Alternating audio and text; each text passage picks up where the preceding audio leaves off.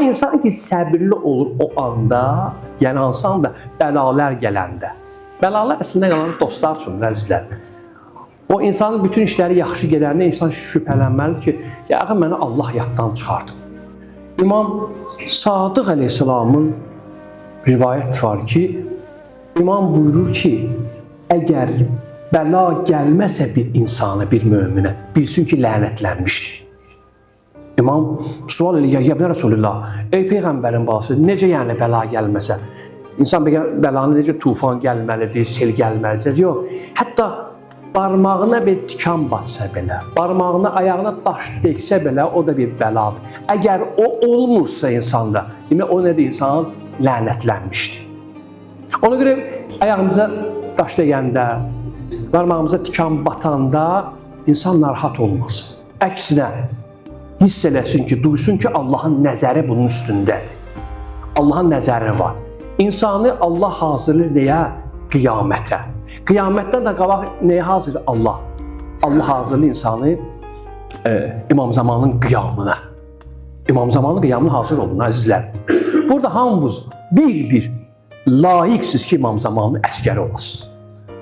Və günahdan, günah elədiyiniz halda, məsələn, kimisə xətrinə deydim, kimisə acıladım, kimisə, misal deyirəm də, zülm elədim, yəni ki, Allah göstərməsin, dərhal tövbə eləmək gərəkdir.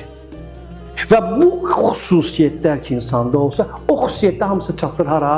Ağa İmam Zamanı. Bir dostumuz var məclisdədir. Deyir, hələ danışın ki, ruhaniyyətdən diləkləri var, istəkləri var. Bizdən gözləntiləri var. Deyin ki, İmam Zaman bu dəqiqə gələcək. İmam Zaman bu dəqiqə gəlməsə, sabah mütləq zuhur edəcək. Bunu belə danışın.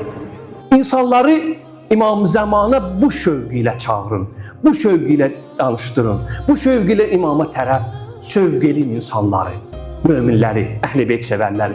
Çünki odur bizim pənahımız, odur bizim dayaq nöqtəmiz, odur bizim çırağımız, hidayət çırağımız, odur bizim nicat gəmimiz, odur bütün bəlalərdən bizləri saxlayıb Allah dərgahına saf çatdıran bir bəndədir.